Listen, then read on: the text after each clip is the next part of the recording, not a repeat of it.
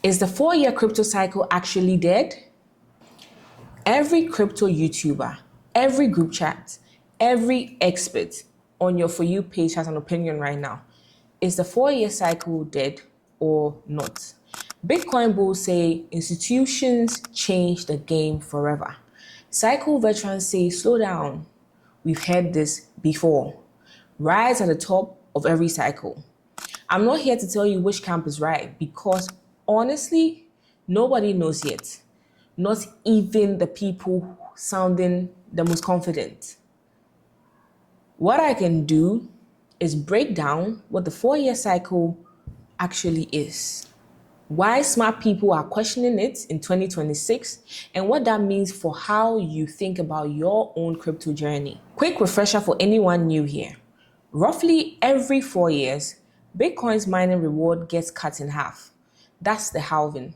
Less new supply hits the market. And historically, that's kicked off a predictable rhythm, a rally into an euphoric top, then a brutal drawdown, then a quiet accumulation phase, then it happens again. We've seen tops in 2013, 2017, and 2021. Roughly 4 years apart, we've seen bottoms in 2015, 2018, and 2022, also roughly 4 years apart. That consistency is why the cycle became gospel in crypto culture. It wasn't just superstition. The pattern really did repeat 3 times in a row. Here's what changed the conversation.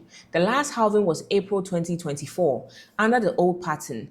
The year after a halving is supposed to be the golden window, the explosive bull run. Instead, 2025 finished down roughly 6% from where it started. First time that's ever happened after a halving. Then Bitcoin hit a new all-time high around $126,000 in October 2025, right on schedule for a cycle top.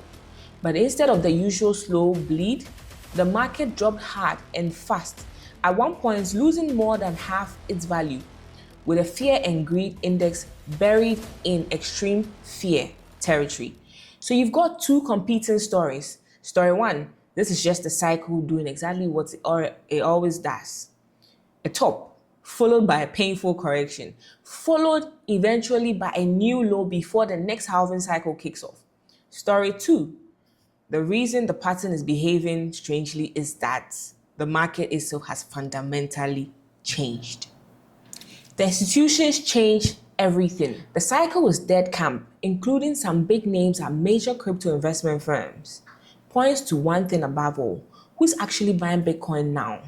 Since spot Bitcoin ETFs launched in the US in January 2024, they have absorbed a massive amount of supply. Well, over 1 million Bitcoin, more than 6% of everything that will ever exist. Add in public companies holding Bitcoin on their balance sheets, and you've got institutions controlling roughly 1 out of every 8 coins. Why does that matter? Because a hedge fund or a wealth management firm doesn't buy Bitcoin because it's 4 years since the last halving. They buy based on interest rates, the Federal Reserve, and portfolio allocation targets. The same stuff that drives their stock and bond decisions. The argument is that Bitcoin is graduating from speculative retail asset that swings on halving folklore to macro asset that trades more like gold. One well-known crypto CEO put it bluntly back in April 2026. The halving cycle is dead, and what actually moves the price now is institutional capital flow and credit conditions, not program supply cuts. There's also a volatility angle worth knowing. Even after hitting new all-time high, Bitcoin's price swings have been unusually calm by historical standards, something that's never really happened at this stage of a cycle before. The case for is not dead yet. Or is it just running late? Now, here's the pushback, and it's a fair one. Skeptics point out that every single cycle has had its own this time is different story. 2017 had the ICO boom, 2021 had NDA level institutional hype too. The pattern survived all of it. They also point to hard data that doesn't fit the it's dead story neatly. Through much of the 2026, actual demand for new Bitcoin has been negative. meaning new buying hasn't kept pace with available supply, even while ETFs saw outflows for weeks at a time. That's not exactly what you'd expect if a wall of permanent institutional money had replaced the old boom-bust psychology. The honest, boring truth researchers at some of the biggest asset managers have landed on is this: the halving supply schedule hasn't gone anywhere. Retail psychology still swings from greed to fear, and leverage still unwinds violently when it does. Maybe the cycle isn't dead.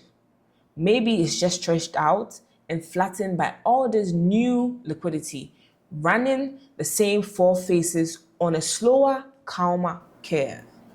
What this actually means for you, nobody knows. Here's what to do with that. Here's my honest take. As someone who is not a financial advisor and learned all of this the same way you're learning it right now, by digging in myself, nobody actually knows which story wins. Not the fund managers, not the podcast bros, not even me. Anyone telling you with total certainty what happens next is selling you something. What you can do is stop treating the 4-year cycle like a countdown clock you set your strategy by, and start treating it like one data point among many. Pair it with what you now know about volatility and sentiment from our earlier episodes. Extreme fear and extreme greed are usual signals regardless of which camp turns out to be right. If this video helped untangle the noise, hit subscribe. Every week I break down another piece of crypto without the jargon and without the hype. Next episode, we are moving into DeFi, what it actually is, and why people keep saying it's the future of finance.